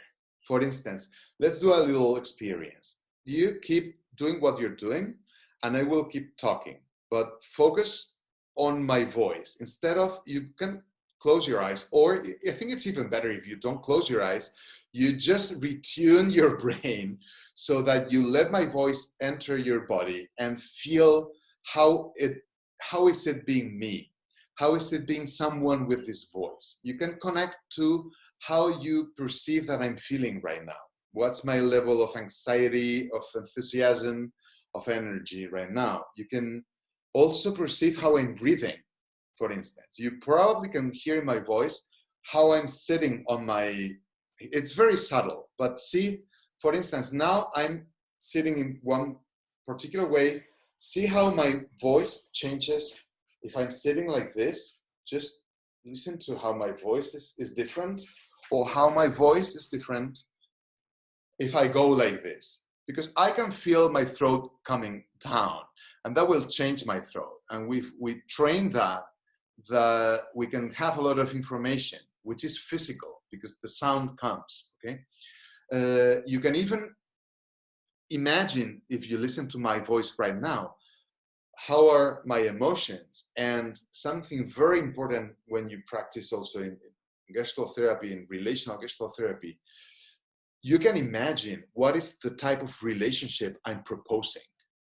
If I'm talking like this and with this tone of voice, I'm proposing some type of relationship with you, okay? I'm putting myself in I'm the lecturer now, but I'm proposing to be some particular kind of lecturer, okay? And maybe I change my tone of voice when I think it's very important that we talk about the theory. And our theory is something. Now I changed my voice because I want to make another relationship. Or then I can make a joke and see, like, now I'm, okay? So that the voice talks a lot about what's the relationship that we have. And that's something important when we listen to our client's voice, and also be aware that our client will receive us through our voice very much. Someone in one of the seminars I had last week was asking, how do we do in online therapy if someone has a crisis, a person begins to cry and having an outburst of emotion? And one of the ways you can do that, it depends, because I can cry like this, or I can cry like this. with some level of shame that I'm hiding because I don't want to be seen. There depends.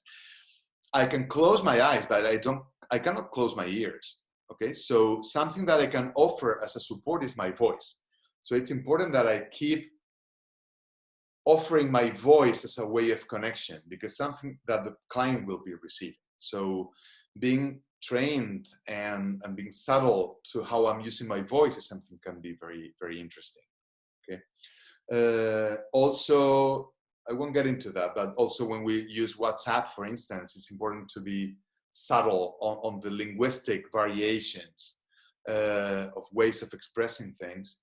And in general, we can ask our clients to exaggerate their expressions so they can reach us. For instance, another way of working with the voice that I use sometimes is in terms of theory of self, will be to work on the id function and the ego function. But for instance, it's like I don't know what to decide. I have option A and option B, and I don't know how I feel with option A and option B. So I, as a therapist, I want to explore how you are, let's put it that way, how your body is feeling with these two options. One possibility is telling your client to produce a noise and produce some sound that are not words. And the client may say, okay, for option A, and for option B, okay, it sounds different. If you do that, you can receive, that's something that comes from your client's body. The voice is like a translation of your body movements in a way. So you can feel that it's something physical, and it's something that your client can listen to as well. Many clients, when I work with these kind of things, many clients are surprised when they listen to themselves. Or you could even work by recording it. So let's listen to your sound for option A. Let's listen to your sound for option B. Okay. So this is something, I do these things in my office sometimes, but I found that they're more useful if we work online, because I need some exaggerated expression. So I can be sure that I'm receiving what the person is feeling. Okay. So, just too fast other ways of doing this. For instance, I remember, not remember, this was 2 weeks ago. I don't usually do this, but it's not the way I work usually, but a client was talking about two parts of herself in conflict. One part was very strict and the other one wanted to have fun, this kind of thing, okay? And that's something that many people work on with empty chairs, that you could, okay, sit here, here is the Mary that blah, blah, blah, and here's the other Mary, and you can keep a dialogue, okay? And it came to my mind that something of that sort would be appropriate, but she didn't have the place. I couldn't control the chairs, and I couldn't do that. So something that we did is that she did this. And it was interesting because for her it was fun that she put words into. Suddenly she had two little puppets, and she was behind and listening to this conversation. No, because you're always like this, like that. Okay, that's another example of exaggerating. Or sometimes we have clients that do not have intimacy at home, or it's not clear. So sometimes something that is very important is that we are able to work with them. I see that there is a question now, but okay, and Andre, this is a very interesting question that I would ask you please to ask later, because I think what you're asking is interesting. Okay. Oh, I got lost. I was talking about what? This intimacy at home. Intimacy. Oh, thank you very much. Intimacy at home. So sometimes it's important that clients do not have to be very explicit about the contents. Okay, I remember in my training program, I remember we had an exercise as a trainees that was having a session and where the instruction was that the client couldn't talk about the contents of what was worrying them.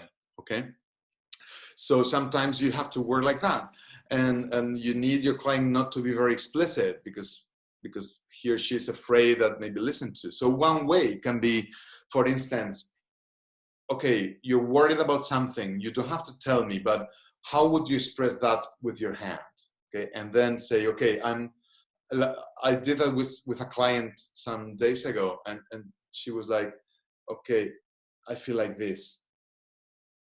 Okay, here, okay, we don't need to talk about what worries you exactly, but I can see some movement. I can see that you're constrained. Let's see how is it. Let's see if I mimic what you're doing, how do you feel when you see me doing that?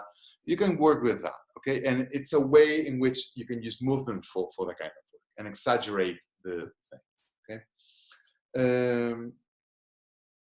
Okay, one more thing about sensoriality is that, remember what I said before, remember that our clients perceive us as well.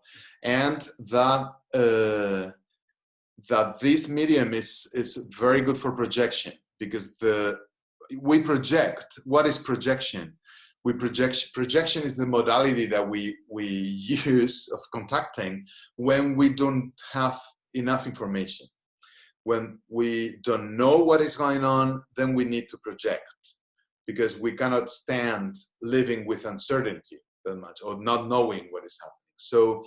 So our clients will project on us very much. And here there is even a kind of sensorial projection. For instance, if I live here, I have a dog, and there are dogs around, okay? And, okay, see what happened? I went like that, I came back here. If that happens, if my client is here with me, my client will hear the dog as well. So there is no need for clarification. But here, you didn't listen to the dog. Well, there was no dog actually, but you would not hear the dog. So it's important that we give our client information about what is happening, okay? Or for instance, something that I'm doing more and more is that usually I have my iPhone on here on my desk. But something that I realize that happens is that suddenly when I receive a message, even if it's muted, the screen is lit. I mean, how do you say that? You have light, okay? And then I just went like that and back, okay? Or I had notifications in my computer. Okay, that is something that we have to clarify, okay? If that happens, in particular with some clients, you have to clarify that, because the person is not seeing what is happening. That doesn't happen when you're in the office, okay? Or if I something that it's good as well that I show you my room, so that you can check that that there is no one here, that no one is listening to this conversation, and that if I go like that, or I go like that, or I see something moving, a fly, it's not a person. Okay, that information is missing, so we have to take that into account. Okay, I'm almost there. Can you stand for 5 more minutes? Yes. Okay. I wanted to just say a few things about the techniques. Okay, the techniques. Some people work with like very structured techniques. I use the empty chair, or I use this, and we have some techniques. Some other approaches is more like I have a theoretical background, and then I improvise the techniques, and I don't work with techniques as much. Okay, there are different ways of approaching this, but in any case, either you call them techniques or experiences or whatever, we need to find a way to translate that, okay, into this context. And that's an important work that we have to do. I think that, and this is my point of view, that we have to, if we have a technique that we use, we have to go back to our theoretical foundation to remember what the technique was for, what it was meant for, okay? So that we can recreate it in another context. in that sense, for instance, as a part of in particular, my background, I found easier to translate into online therapy the way of working that is more relational. I mean, in which something that I work with is my relationship with my client. For instance, how is it when you show yourself to me, when you talk about this, how is it that feeling for you? How are you feeling when you tell me this story that you're telling me? Or I can give feedback about how I feel when you tell me that. Or how are you perceiving me close or far away, or what's that kind of things that have to do with what is going on between us. My resonances are in general easier for me, at least, to translate into this context. Because, for instance, if you work, I'm thinking of all the work, Gestalt work, that has to do with working with projections.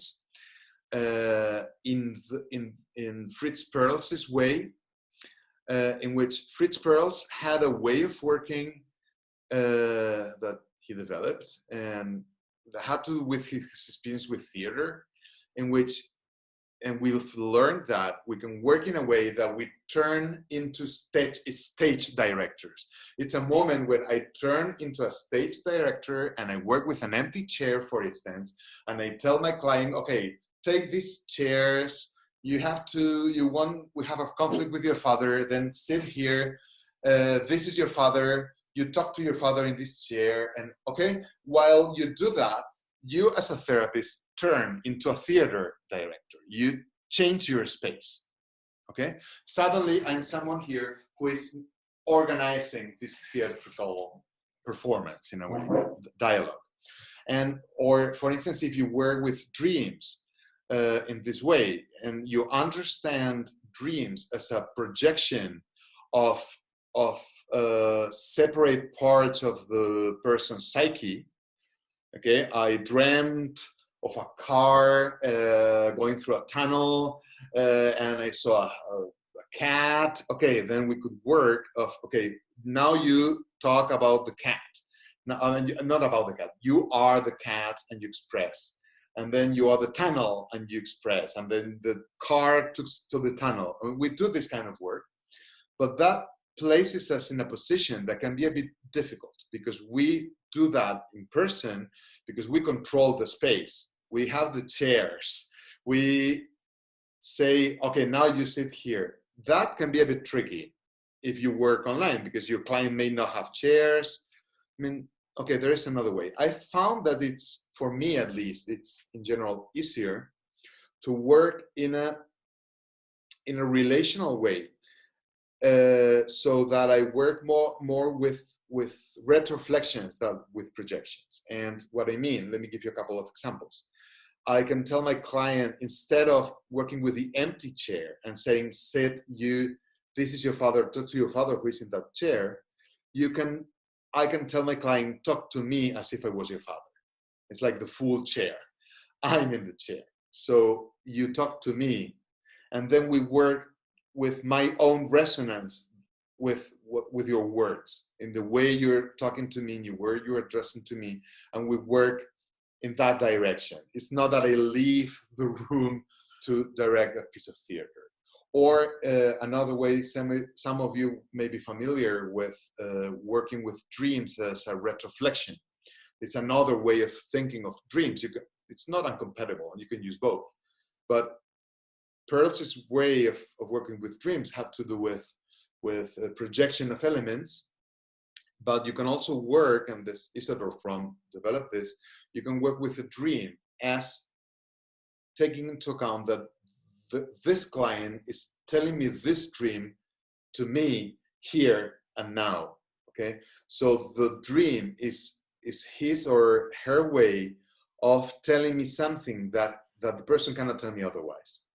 Okay, so I work with the dream not as an existential message that it's intrapsychic, it's one person thing, but something that is here for telling me something. Okay, so I work on what does that dream have to do with me? How am I part of that dream, or how do they contribute to make you feel in the way that you felt in the dream? These kind of things. That I suggest that you explore this as a way of working online, because I think it can be useful. Okay. Well, there are other things about plastic resources, drawing. Maybe something interesting is that some people do that. It's like if you ask your client to draw something, with Gestalt therapists are usually more interested in the process than we are in the final result. So remember that you can tell your client to go like this, and you see how the client is drawing. Okay, that's something that can be, because very often we are more interested in the process itself. And also in terms of the plastic thing, of the artistic part, I think I'm talking too long. We can also use the video camera as an artistic resource. You can work with, I leave, I enter, you can do theatrical things here, use your hands, take puppets, take things. So we can probably think of ways of using the internet connection, the video conference, as part of the of the artistic resource that we can use. Okay, for those of you who work with art, okay, that can be for instance, for grieving. I think that in the cases of grieving, something that can be very interesting is that you are inside of the client's house. I mean, when we have a video conference, suddenly you enter the client's house. So there is a new dimension that can be opened in that, for instance, the client can show you where I sat with my partner who died, or these are the clothes. I mean, there are things that you can share in a way that you cannot share when they come to your office, to your space. So I think that's important. And the last thing I wanted to say, and I'm finishing with this and open the time for questions, is that, and I'm open also to extend the session for 10 more minutes. Okay, if I know some of you will leave, but you will have the recording after as well. Depends on how many questions you have. One thing that I think it's important is that we think about the ethics and the boundaries. I talked about our boundaries in terms of do I want to receive WhatsApp messages or not? Am I open to that or not? Or just give my email? Okay, that's one part, but there are other things like, what is the kind of containment that I can offer? Okay, many of us I work in a private practice with mainly adults and couples and sometimes teenagers. I don't work with children. And for instance, I don't think that my context is appropriate for working with people who have an active addiction. I'm not able to offer the containment that is necessary for that. I can work with someone who's going to an AA program or something, and then I can offer therapeutic support. But I cannot offer that, or an important case of psychosis. I cannot offer containment for that. So that's something ethical that we have to take into account when we are working online, which is I have to assess what are the supports that my client has. It's not the same thing to work with someone who has support at home, for instance, and that when I finish my session, the person will have people giving that containment or not. Okay, so it's important to measure what the other person will need and what I'm open to offer. If I'm not open to offer my telephone or my WhatsApp, that's absolutely ethical and valuable. I mean, that's absolutely okay. But I have to take into account what is the kind of containment that I'm offering. If the person have a crisis, what it will do, okay? And seeing how I can be available to my client. I think that is something that, in a way, we have to rethink. We have to think that again, because most of us learned we didn't learn how to do therapy online when we were trained. And there are some things that were taken for granted. When I accept a client, I know what the type of support I can offer in my office. Okay, so we really have to rethink this so that we can offer a practice that is ethical and useful to everyone. So these are my last words. That's the end of my talk so far. Okay, and please, I need to hear someone's voice. So can we open our mics and say, how was this? Could you follow what I was saying? Was it interesting? And let's have some time for questions as well.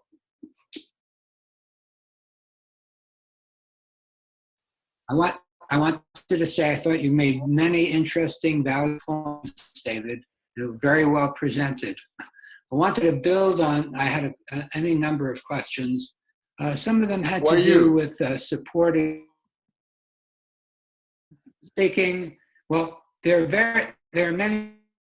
No. I was saying you made many valuable points. I had a question. Okay, I'll be quiet. No, oh, that's a shame. No, ask your question. Let's see if we can hear it. Well, it was about containment and support for people who do not make good contact to begin with.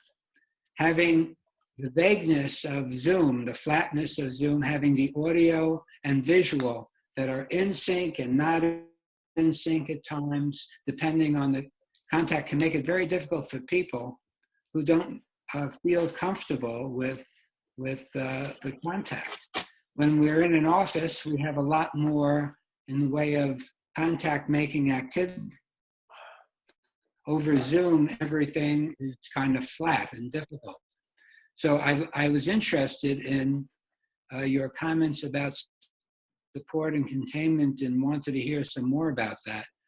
I thought your embodiment, showing the whole body, and being more visually active, all helps. Mm-hmm. Yeah, that's a very good point. And let me change my, because let's see if that, 1 second. Can you hear me now? Yes. Yes, we can hear you. Yeah. Okay, I think this will work better. Yeah, that's very interesting because the funny enough, I don't know, probably that's not what your case, but somehow I had a prejudice that, or some like unquestioned idea that, and remember that I'm from Spain. I'm a Latino kind of, I come from a Latin culture. So here in our Latin cultures, and if it's Gestalt therapy, Latin culture is like, wow, there is some idea that the hotter, the better. It's like, we have to be very warm. And something that I found, to my surprise, is that some clients feel better if we work online because there is less contact. Because sometimes coming to our office is overwhelming. I had a client before the confinement, a client, because that's this situation is new. And I had a client that I had seen maybe 4 times. I remember that in my office, something that we had to work on, she's from a different country, and we had to work on our proximity because she felt that I was too close, okay? So we had to work on that. And what I found is that since we're meeting online, she's much more expressive and she's more able to express and tell me deeper things, because I think that she's feeling the distance. And that distance is giving her containment. She's less overwhelmed. So there's really not a rule. It's difficult because it's like, maybe some of you know this, there's a paper by, there's a paper by Lynn Jacobs that she describes support as that which enables. So we have to be very open of what support means here, because it is that which enables, and sometimes closeness enables, and sometimes closeness disables. So there is not a rule, really. And you were asking about people who have difficulty for contacting. In my experience, some of these people, the online meeting makes things easier for them. Of course, I'm generalizing, and this, don't take this as a rule, because there are no rules, as you know. But does this make sense? Yeah. Okay. I don't know if he heard my answer or not. Yes. Okay. Yes, makes sense. David? Makes sense? Okay. So, any other question? There were a couple of questions in the chat. Would you? I have a question. Can Yes. you hear me? Mark, yes. I'm working with someone who is saying it's one thing he noticed was that in our office we would have long silences, which meant a lot to him, and that it's hard for him to be silent online. I'm wondering if you have any experience or thoughts about that. Yeah. Yes. I think because with this client, when you meet online, I mean, in your office, you keep long silences. Is that what you're meaning? We do sometimes, and what he would say is that in your office, I either lie down on the couch or I pop up and I move over to a chair. Yeah. I move around, which is a pattern that happens in our sessions. He gets about 30 minutes in, Okay. and then he feels like he's done and he starts moving around. Yeah. I have some thoughts about that. Is that I think that's something that I've discussed with other people as well, and it's a worry that we all have. Silence. Okay, what is silence first? When he is in your office and you're not speaking, that's not silence. It depends on what you understand, but there is a very different. For instance, if now the connection doesn't work well and we all get a frozen image, we have silence, but that's not the silence that you get in your office with your client. No. So silence is not lack of information. It's not emptiness. So when we talk about the therapeutic silence, and I'm a musician, so I mean, in music, there is a lot of literature about the musicality in silence. Yeah. But if this blacks out, that's not what we're talking about. We are talking about a science that is full of things, that is not full with words, it's full with other things. And I can imagine that your client in your office, he or she is feeling the other things that are there, that are not the voice, okay? So And what we did in the session was to just feel what it was like to not be saying anything online and stay with it, and it led to something else. So the awareness of it seemed to help, but it's something we had to work through. that's a very good point. The problem with the meeting online is that if I say nothing, Yeah. how do you know? How do you know if I'm just silent or my image got frozen? Mhm. Yeah. So here we have to provide a silence that has some Writing. context. For instance, I could go like that. Yeah. Right. Right. Do you see the difference? Mm-hmm. I have a chair with wheels, and that's one of the reasons that I can move myself. So we can be silent like this. And then that's a sense of silence, because you see me breathing, you see me, and we can focus on other things that are not the words. That's what silence is about. Mm-hmm. That's what I suggest. In particular, don't get frozen if you want to have silence. That's an important thing. Does this make sense, Mark? Yeah? Okay, Yes. good. Yes, thank you. Good. More I questions? was thinking about what you said about how easy it is to fall into talking and the CBT focus. Mm-hmm. And I think that went with what I was hearing before too. One of the things I know my clients can do is, and I do it too, talk a lot Mm-hmm. when I'm anxious. Right. Yeah. Of course. Yeah. Yeah, you made me think that in a way, I mean, we Gestalt therapists have a sensitivity to theater. I mean, that's part of of the background of Gestalt therapy has to do with theater. So maybe if we want to turn online, we have to refocus our practice and get cinema into Right. filmmaking. We can think that we're working on filmmaking now, and we can use all the possibilities of filmmaking. If you're making a film and you want to express silence, you don't use a picture and you have your people sing a fixed still picture for half an hour. That's not what filmmakers do with silence, for instance. You show a bird going, you show, and there is a movement. So we can think of this. We can translate our skills in a theatrical way of working as a cinema here. If you think of what I was explaining, many of the things can be understood in that way, with a sense to that. So it's how to bring your energy in as well and meet the client energy in a creative way. And I was thinking about how to be authentic as well in the dialogue that you create together. And that's got to have movement and expression. And so we have to accentuate that. Yes. Yeah. That's, at least that's my feeling about it. And that's, yeah.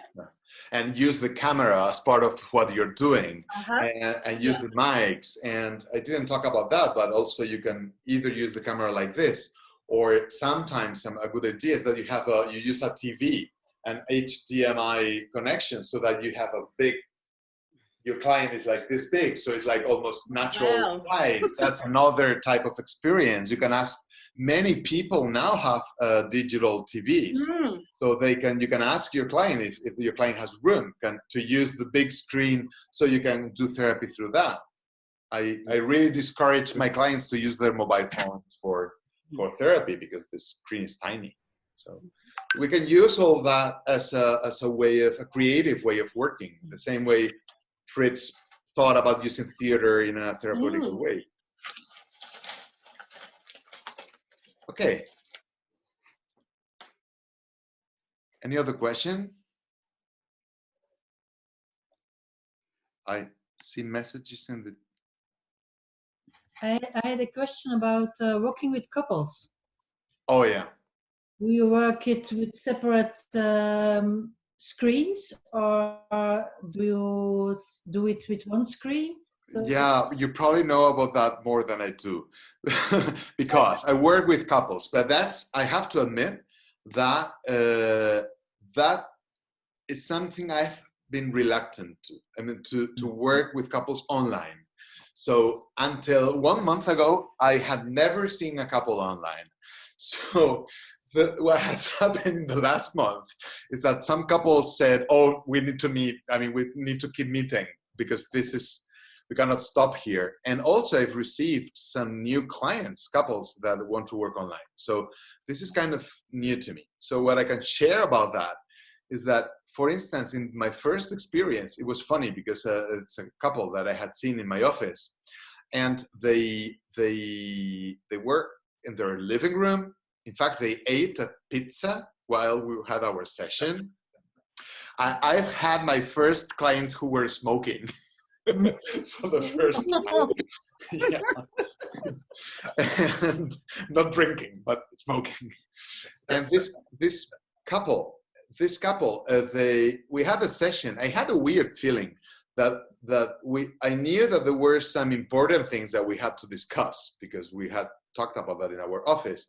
But it was not, I felt that it was like, no, the moment. I didn't. So apparently the session was a bit superficial.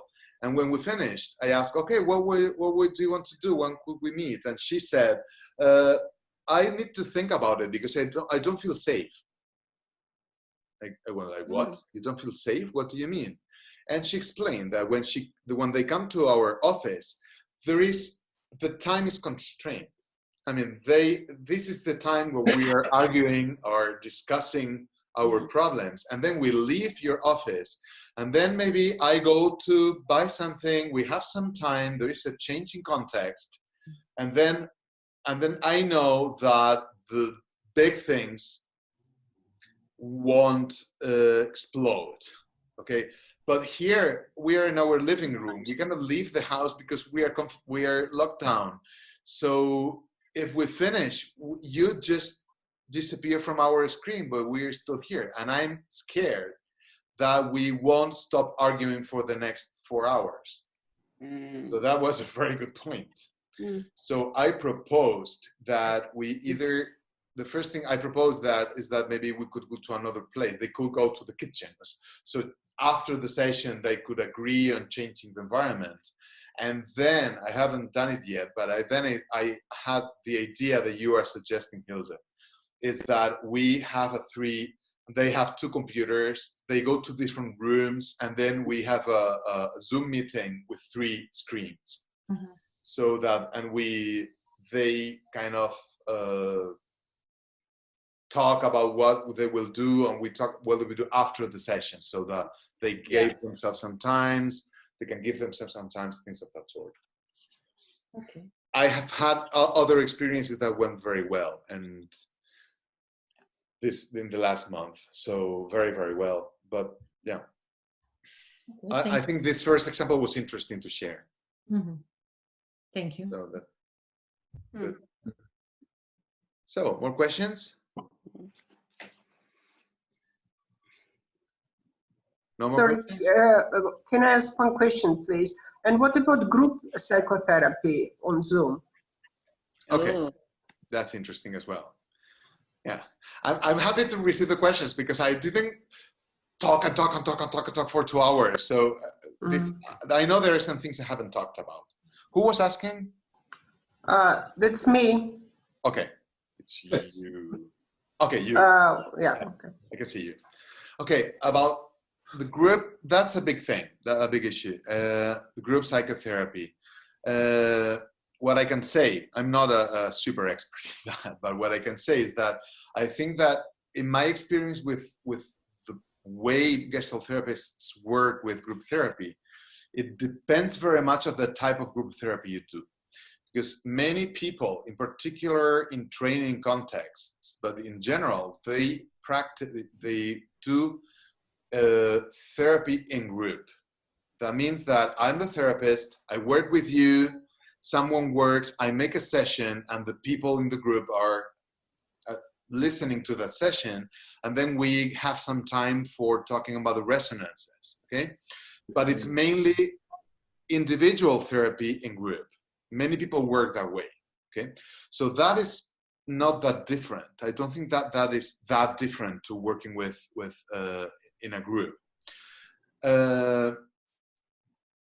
It's different if you do group therapy, where the group is the source of the therapy and the discussions. Okay, that makes it different, but that can work pretty well as well. It is a bit more difficult, and you have to be more creative if you work. Some people, what they do is that I propose an experience at the beginning of our group session. We dance, we draw something, we whatever, okay? And then we discuss about what we felt with that experience, okay? Then there you have to be creative with that. And something that is interesting as well, and it's important to know, is that Zoom, for instance, I don't know other platforms, but Zoom we can create something called breakout rooms. And that means that you can make people be into smaller virtual rooms, so that they can, for instance, talk about some topic in small groups, and then we can go back to the big group and share. That's interesting for therapy groups and for training, because we use that very often in training.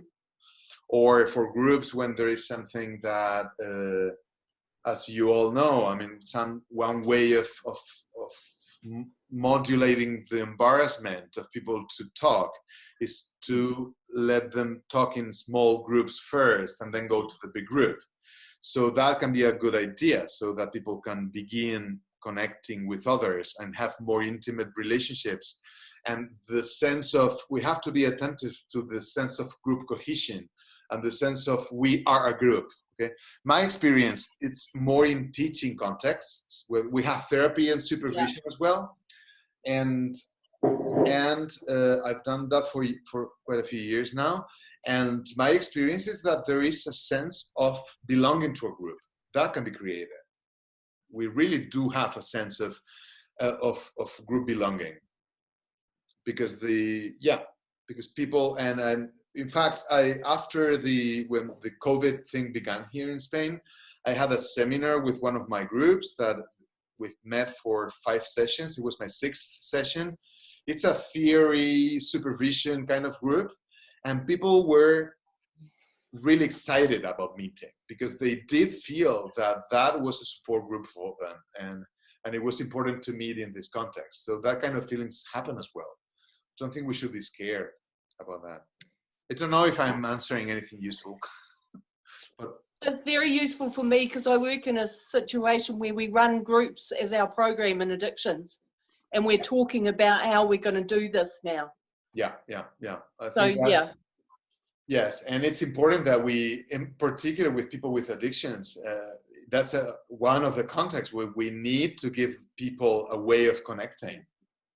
Yeah. Because addiction has to do with connection, so you would really have to provide some way, and it works. I mean, yeah, it does work.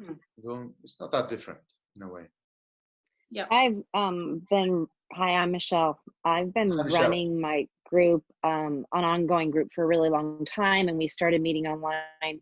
We skipped a week, and then we started meeting online, and I think we all agree that it's just different, and it's more of a support. I don't know. It's definitely not the same kind of group that we ran in my office, and I get this. Everyone's been showing up, and it feels like everyone is really grateful and getting a lot out of it. I don't think it's the same at all. I'm not as adept at doing it online. Yeah. Thank you for. I mean, I don't know if you were with us when I began, but that was my second slide or third. It's not the same. Yes, it's not the same. But for instance, something that I've seen is that people are becoming much more aware of how we like to hug other people. For instance. True. Yeah. So that's something new. I mean, people are realizing how much connection is necessary in a way that maybe some people were not that aware of before. So that's good. That's a good thing. It's not the same, but it has some good things as well. Yeah. True. Okay. One more question and we finish. Would that be okay? Yep. Or no more questions, I don't know. David, hi. I'm Dimitri, I'm here. I'm here. Oh, Dimitri, hello. Hello.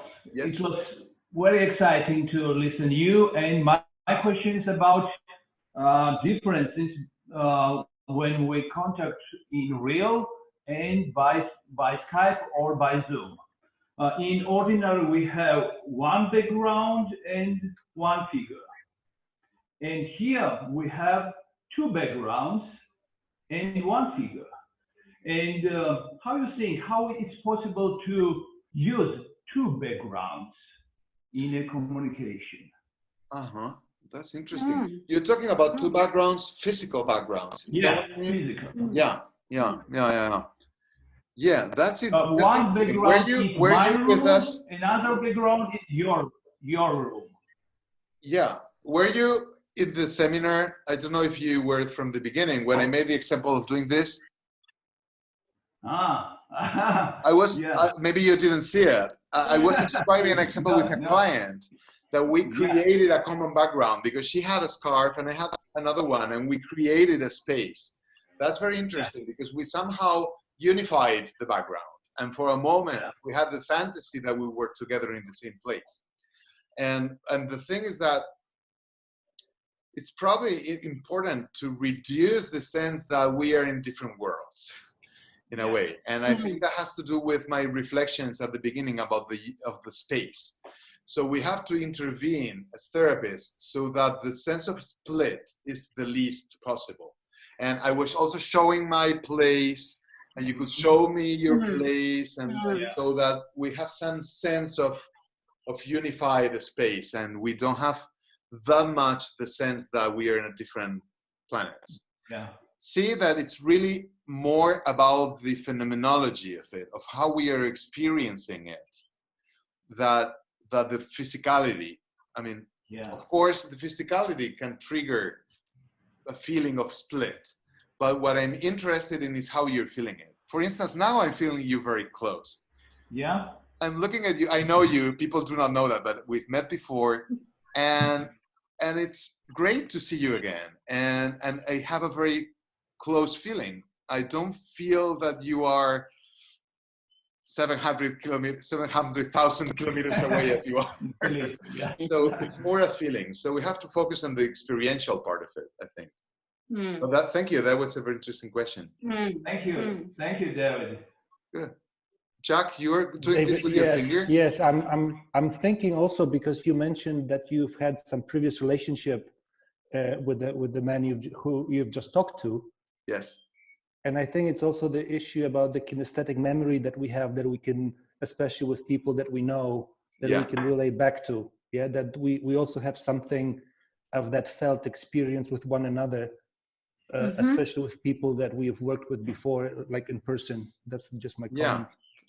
May I refer to something that has to do with my relationship with you in particular? Yes, in this context. Jack and I, we've met many times, but always through the internet. So you and I haven't ever met in person, never. Is that true? I think it is. So I remember and always saw you in some seminars that we were sharing. This is what we saw. So for me, something that was very, very interesting, changed my experience of you, but it has to do with what you're talking about, I think, is to see a picture of you with someone that I know. And then I could calculate how tall you are in relationship with me. And then I could see that you are taller than me. And that, because I thought you were a dwarf, because this is the Jacek I knew, okay? So yeah, that changed something in my perception of you, I have to say. And it was so useful that you were in that picture with someone that I know, that I've seen in person. So yeah, thanks for the comment. Okay. I have a question. Yes, Donna. Okay. So I'm wondering, well, it has two parts. One is, do you work all day on your screen seeing patients by remote? Like, how long can you do that for? And the other is that I'm in a group of therapists, a group that we have with each other that met before coronavirus every 6 weeks for a full day. And I guess I'm interested in your comments, because the group sort of is reluctant to switch to a full day on screen with each other, and are proposing just meeting for 2 hours, which doesn't allow us to do the same kind of work. Yeah. Yeah. Okay. That's a big thing. On the one hand, I've talked about this with many other clients. No, excuse me, not clients, therapists. And most of us are finding online work exhausting, because, for instance, before I see people going like this. Before, I have a long experience with online clients, but I mixed them. I mean, at the most, I had 2 online, one after the other, at the most, and then I had someone. I can see many clients throughout the day, but online, it's like.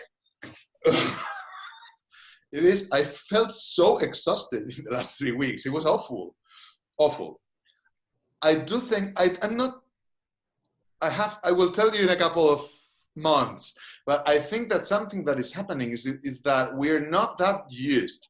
I feel that I have to be much more creative, attentive to the camera and what is happening, and creating new ways of expressing. So I feel the same kind of exhaustion. Thank you. Exhaustion.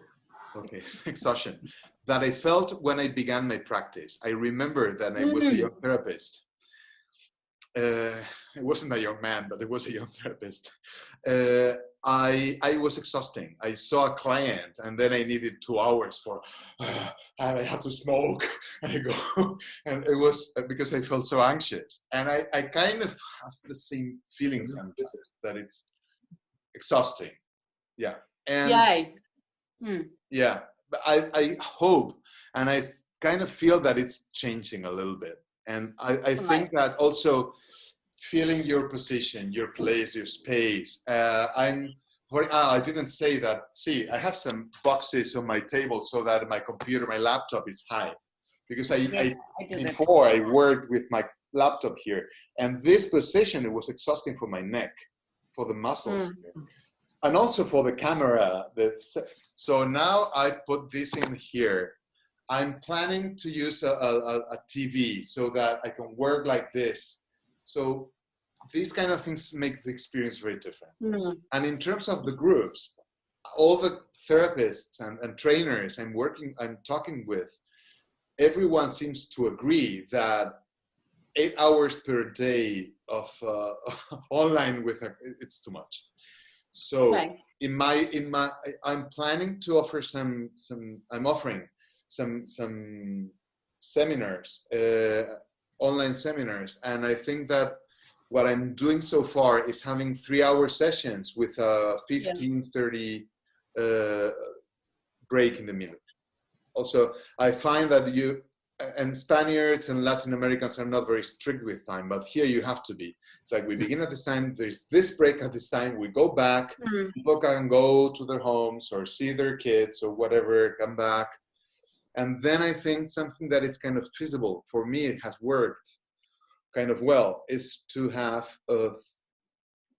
3 hours in the morning, 3 hours in the afternoon, kind of separate. So there's a big break in the middle and a break in, so like 3 or 4 1 hour and a half, 90 minutes sessions. And then of course you have to change some things. Yeah. I'm sorry, can I just finish? So are you saying that if you were used to being with one group, your group, where I'm a participant with 6 other therapists all day, except for a 2-hour break for lunch, something like that, like you might 8 hours. Yeah, well, let's say you might do the same thing, like 3 hours, take a 2-hour break and come back and do 3 more hours? I think that if you're clear with breaks, that can work better. Okay. Yeah, but you probably will need shorter sessions with more breaks. Okay. Very clear breaks. Like we stop at this time, we have half an hour, we go back at this time. I think that I would give that a try, at least. For me, it has been working. Okay. Yeah. Thank you. Michelle, you were saying something. I was saying that I have a lot of sports injuries on my neck, and I have to change positions throughout the day. I used to work straight through for 7 hours and with 10 minutes, 15 minutes in between, and it was effective for me because I would like get in a rhythm. But now that I'm doing online, I have to like sit at my desk sometimes. Sometimes I put my computer on top of a dresser and I stand up. Sometimes I have to sit in this couch. And after this workshop, I'm starting to think, I'm changing the field constantly. And I wonder if I need to stay consistent with each client about where I'm sitting. And, sometimes I even sit outside of my backyard because, it just gets to be too much sitting in the same spot and barely moving, But I'm wondering how is this affecting the field? It didn't occur to me for some reason. That's something that you can talk about with your clients. And I think that the important thing is not that you don't change anything, it's that you're explicit. I mean, if someday we are having a session and you switch on the computer and it's like, hi, Michelle, I'm your therapist. And then you suddenly see this and there is no explanation of where you can only see a wall and you see that the wall just, okay, I can tell you, I'm sorry, but my room is a mess today. I am ashamed of showing you my room because I didn't clean up. So, okay, if I make that explanation, then things is different. what is important is that you give some kind of explanation of what is happening. And I do start, like I'll say, I'm just decided to sit in the backyard today. I'm feeling cabin fever because of the coronavirus, or I need to stand up because my neck is hurting, or. Yeah, a few clients told me that they were very happy to do online therapy because I have two offices, one in the city and another one in the countryside. And in the office, they were very happy to see my office in the countryside again. And the dog, someone saw my dog. So, yeah, why not? Why not? Well, it makes you real. It actually makes you real. Yes. Yes. Where the screen doesn't make you real. Yeah, and the thing is that what you're saying, Deb, is very important, because your theoretical attitude and your approach makes a big difference, because some people work by not showing themselves as real. That's a way of working as a therapist, that the most extreme case is the psychoanalyst. Where you are a blank screen. I mean, they have to know nothing about you. That's an extreme. We, in general, Gestalt therapists do not work that way. We work in a way that we try to be real for our clients. Of course, with some measures, with some boundaries, with some, not just like that. Okay. For instance, I dress up for therapy. I'm here with my pajamas all the time. But I feel that I need to dress up. I mean, I could be here with my pajamas, but no. That's how it is. Okay. Well, I could tell you I've got my pajama pants on. It's 3:23 in the morning here. Oh my God. What time is it? It's 3:23 a.m. Where are you? In Australia? In New Zealand. Oh, New Zealand, yes. Oh, thank you. Thank you. I hope that it paid the effort. I mean, it was worth it. It was absolutely worth it. This is brilliant for me. Oh, yeah. Thank you. I'm really glad. Good to know. Okay, so. Good morning, by the way, and now we're going to go have breakfast. So thank you, and it was wonderful. Yes, and I think it's time to stop. I mean, we took 25 more minutes, so you will see the video. Those of you who didn't enter, I tell people that the video will be available for you, for the ones who registered at the beginning, and then later I will make it public. And maybe if you know someone who was interested in this, and they couldn't because they were working or because the time wasn't good or things of that sort, let me know, because I may offer this again. Why not? Okay. And I will be probably offering a longer workshop with another colleague so that we also practice and will be a longer kind of training. Okay. So I would love that. Yeah. Thank you very much, everyone. Thank you. Thank you. Thank you. Thank you. Very much. Bye. Thank you. Let's keep in touch. Okay. Yeah. Yes. Bye-bye. Thank you. Bye. Bye. Bye-bye.